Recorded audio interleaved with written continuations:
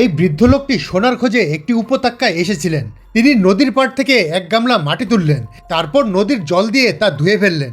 অতিরিক্ত কাদা ধুয়ে যাওয়ার পর তিনি পাত্রটি তুলে মনোযোগ দিয়ে পরীক্ষা করলেন। অত্যন্ত আনন্দের বিষয় হলো ভেতরে সত্যিই দুটি ছোট সোনার টুকরো ছিল, কিন্তু সেগুলো তুলে নেওয়ার বদলে তিনি নদীর জলে সেগুলো ভাসিয়ে দিলেন। তিনি আবার তীরে ফিরে গেলেন এবং অন্য একটি জায়গায় আবার মাটি খুঁড়লেন, কিন্তু সমস্ত তলানি পরিষ্কার করার পর সেখানে সোনার সামান্যতম চিহ্নও ছিল না। তবে একবার ব্যর্থ হয়েই এই বৃদ্ধ মানুষটি কোটিপতি হওয়ার সুযোগ ছেড়ে দিলেন না। তিনি যেখানে দাঁড়িয়ে খুঁড়ছিলেন তার পাশে একটি চিহ্ন দিলেন এবং বিভিন্ন জায়গায় জরিপ চালিয়ে যেতে লাগলেন। এবার গামলায় 4টি সোনার টুকরো পাওয়া গেল।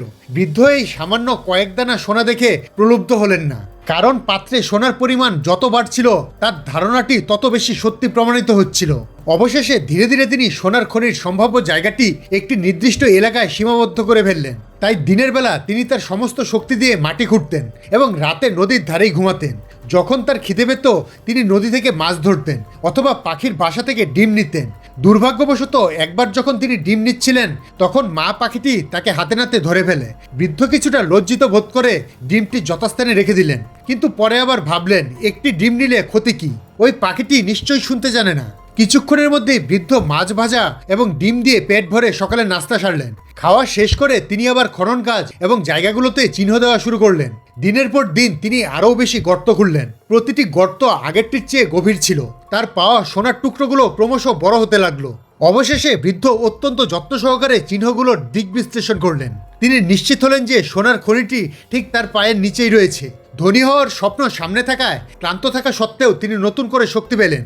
গর্তটি যখন একজন প্রাপ্তবয়স্ক মানুষের উচ্চতার থেকেও গভীর হয়ে গেল তখন তিনি অবশেষে মোটা একটি সোনার টুকরো খুঁজে পেলেন। উত্তেজিত হয়ে সেটি তিনি ব্যাগে ঢুকালেন। তিনি খনন চালিয়ে থাকতে থাকতে একটি বড় পাথর খুঁজে পেলেন। সেটি ভাঙতেই ভেতরে চকচকে সোনার স্তূপ দেখা গেল। বৃদ্ধ রোমাঞ্চিত হলেন এবং তার নিঃশ্বাস দ্রুত হতে শুরু করলো। তিনি সোনার গর্তটি অনুসরণ করে নিচের দিকে খুঁড়তে থাকলেন। হঠাৎ তার চোখের সামনে এক বিশাল সোনার খনি ভেসে উঠল। তার সারা জীবনের সাধনা অবশেষে সফল হলো। বৃদ্ধ উত্তেজনায় কাঁপছিলেন এবং তার মুখে চওড়া হাসি ফুটে উঠল, কিন্তু কয়েক সেকেন্ড পরেই তার হাসি মিলিয়ে গেল। তিনি লক্ষ্য করলেন একটি অন্ধকার ছায়া তার পাশ দিয়ে চলে গেল। তার পেছনে একজন বন্দুকধারী দাঁড়িয়ে ছিল।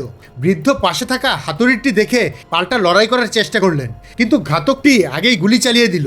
তবে সতর্ক খুনিটি সোনার মোহে অন্ধ ছিল না। সে গর্তের বাইরে সতর্কভাবে বসে লাশের দিকে তীক্ষ্ণ নজর রাখলো।